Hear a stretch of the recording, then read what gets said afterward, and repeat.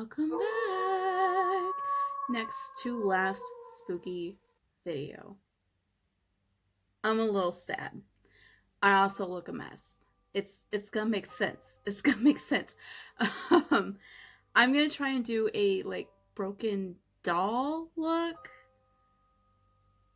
But to be a doll, I want a porcelain looking face, you know? So I gotta cover up all my acne that's been breaking out thanks to COVID-19 and wearing a mask every single day. So, because I want that porcelain skin, that flawlessness. You know what I'm saying? My base has been pretty good lately, but you can still kind of see these little guys hanging out and stuff.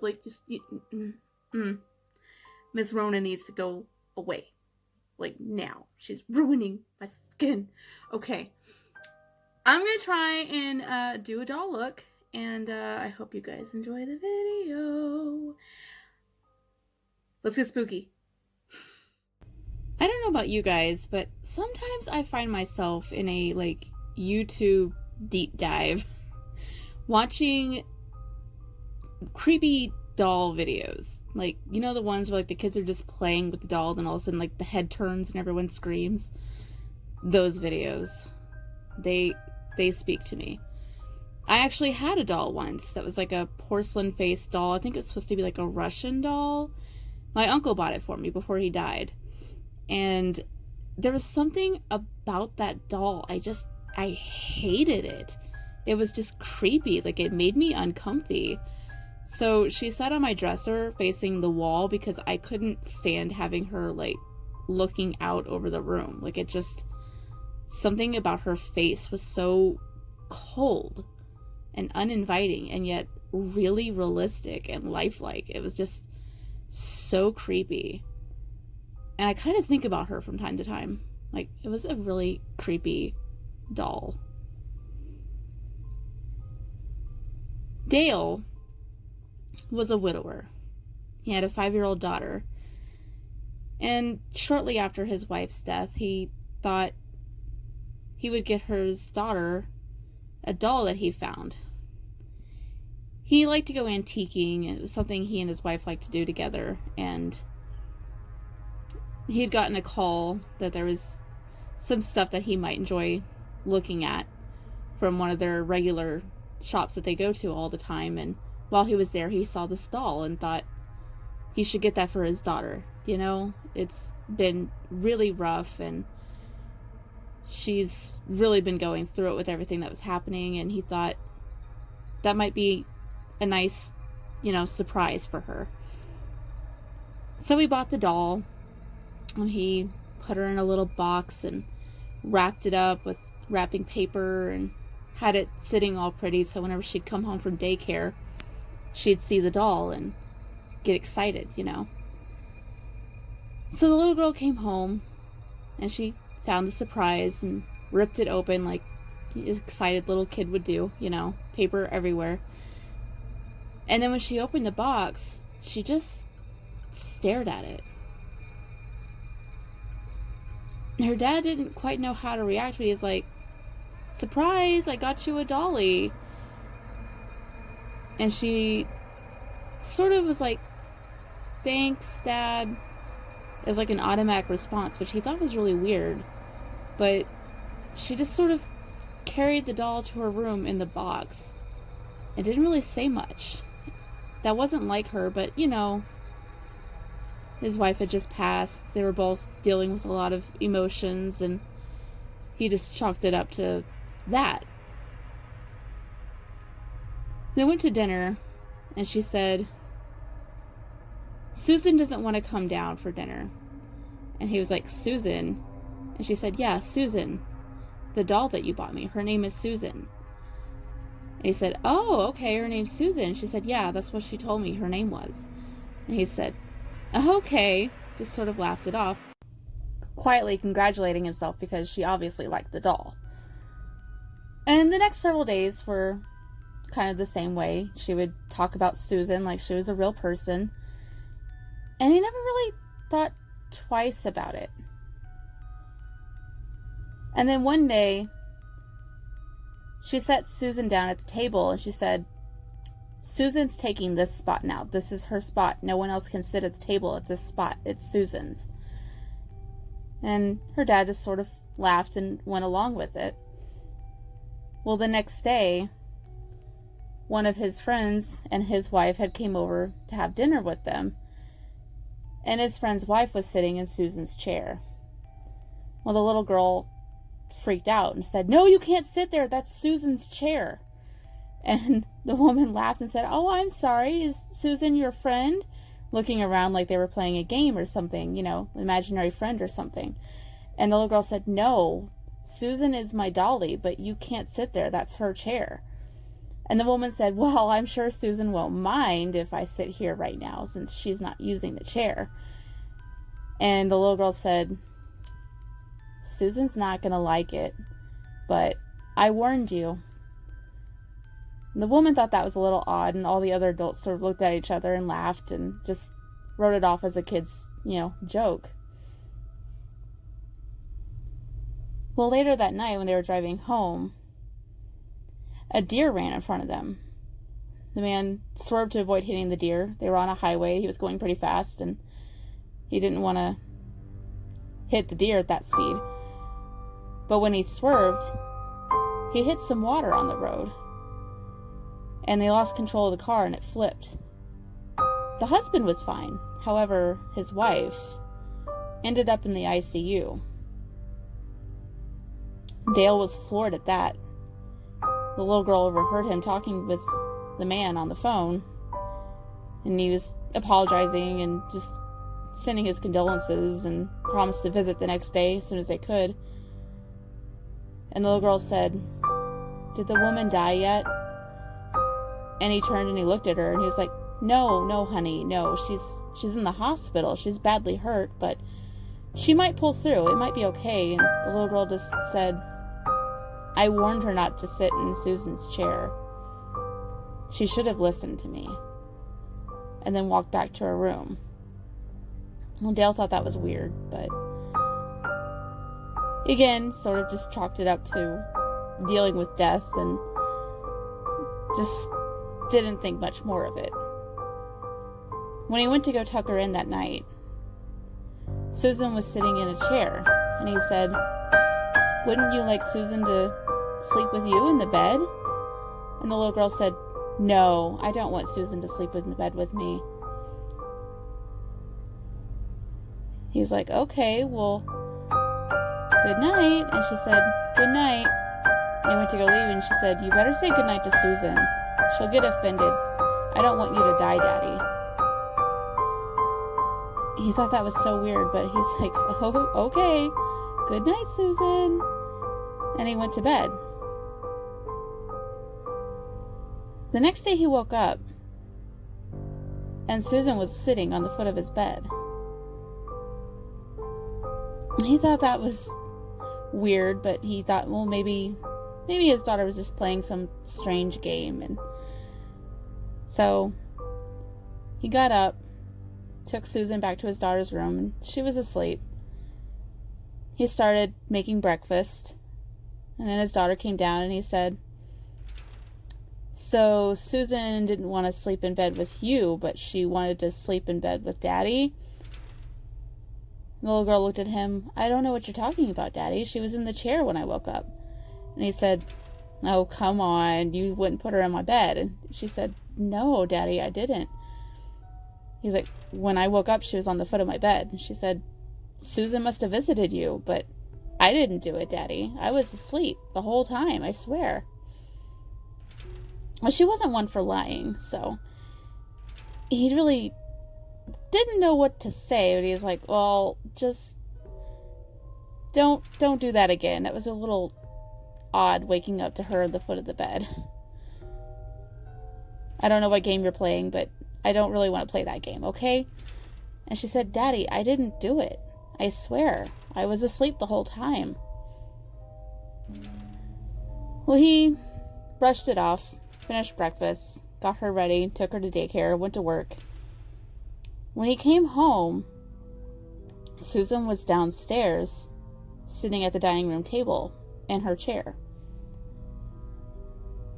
He knew for a fact that no one else had been in the house, but he thought, well, maybe his daughter had did that before she left, and he was just too busy trying to get her ready and him ready for work, and he didn't notice her bringing the doll down.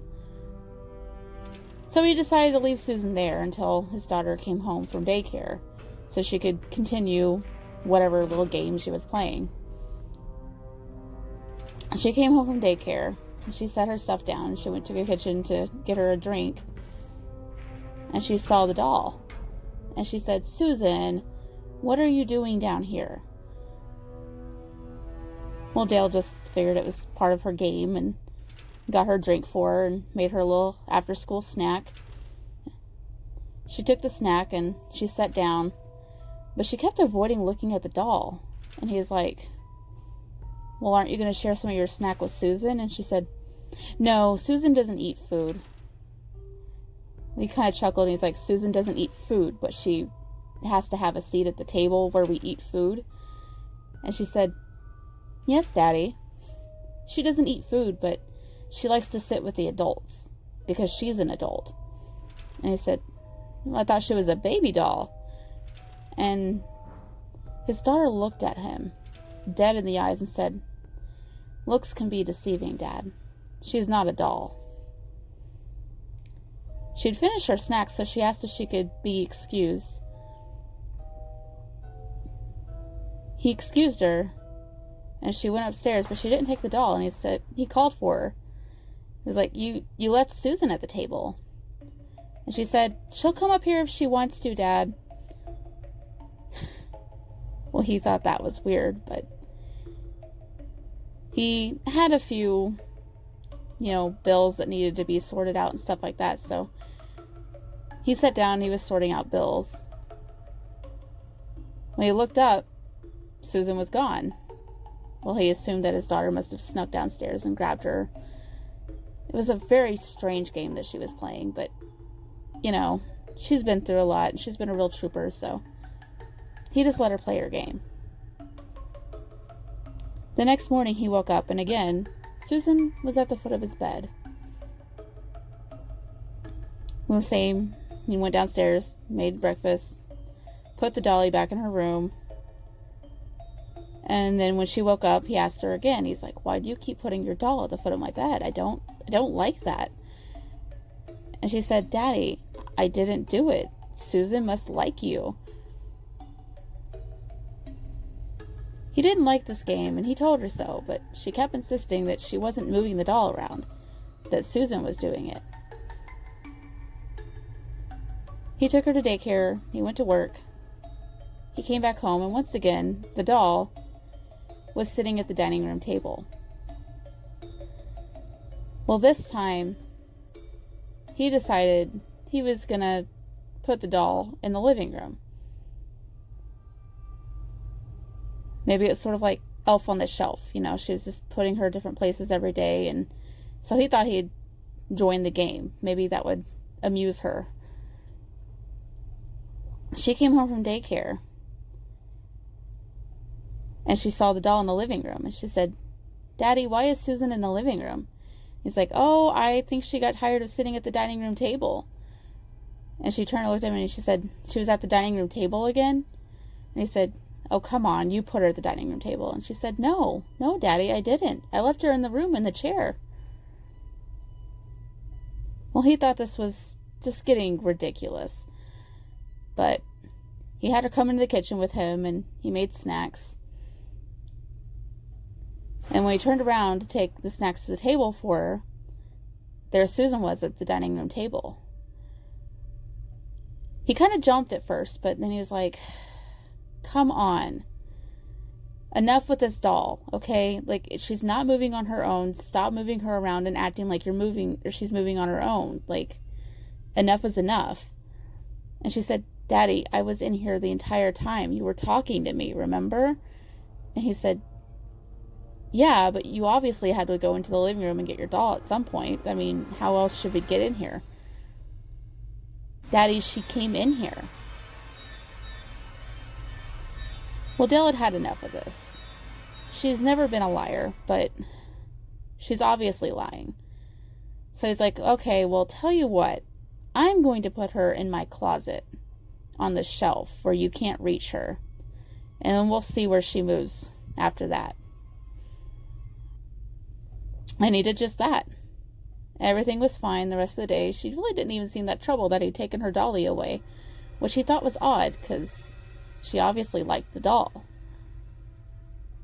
Well, he put her to bed, and then later that night he went to bed. He woke up the next morning, looked down towards his feet, and there was no dolly, and he was like, okay, I broke the game. Then he happened to look over, and the dolly was sitting where his wife usually laid, in the bed.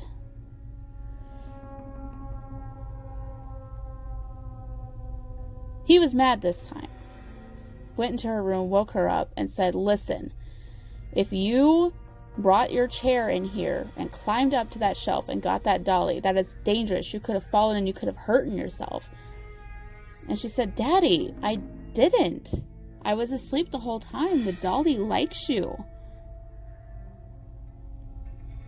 He was so mad. He was like, enough is enough. Like, you're endangering yourself. There's no way that doll got out of the closet and joined me onto the bed. There's no way. You had to have climbed onto a chair to get to it even. And that's dangerous. You're going to hurt yourself. I don't want you doing that. Like, stop playing this game. It's not even funny anymore. It's not cute. I don't like it. Well, the little girl started crying, and she's swearing the entire time. I didn't do anything, Dad. I didn't do anything. It's the dolly. She likes you. He took her to daycare, and then he went back to the house, grabbed the dolly, and he took it to a dumpster behind the local supermarket, dumped the dolly in there, and then went to work.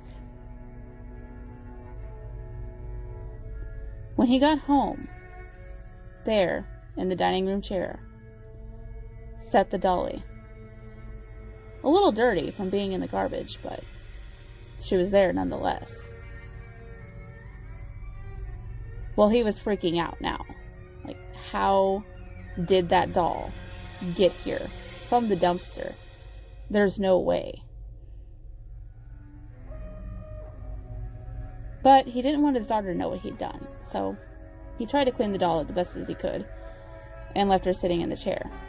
The little girl came home, looked at the dolly and was like, "Hi, Susan," and then waited for her snacks like nothing had happened. And her dad said, "I think Susan went on an adventure today." And the little girl said, "Yeah, she's telling me all about it. Why did you throw her away?" The man said, "What?" And the little girl turned and looked at him and said, "Daddy, she said you threw her away. Why did you do that?" She couldn't possibly have known what he had done to his dolly. She had already been at daycare. So Dale sort of stood there, and then the next thing he knew, he was getting a splitting headache. Like, just temples throbbing. Couldn't quite figure out where the sudden headache came from. And then he looked at the doll, and he would swear that the painted smile on her porcelain face had grown whiter. There was something wrong with that doll. He couldn't figure out what it was. Well, that night, he took her and put her in a trunk that was in his daughter's room. The trunk had a lock, but he didn't trust that lock. So he went out and he got a padlock that he had in his garage. And he locked the doll in the trunk. He said, "There's no way she's getting out of that." Took the key, threw it out in the yard. Locked all the doors, alarm system set. If his daughter went outside to get that key, he'd know about it. And he went to bed. About 3 a.m. He felt movement on the bed, and he couldn't figure out what it was. And then the next thing he knew, he was feeling an intense pressure on his neck, almost like someone was trying to choke him. He looked over, and there sat the doll. At first, he couldn't move, but after a few seconds, he was able to move around. He grabbed the doll, and he threw it against the wall, and he could hear the porcelain of the face cracking and breaking. His daughter woke up with a sound and came running into his bedroom. "Daddy, what's wrong?" And he said, That doll. That doll."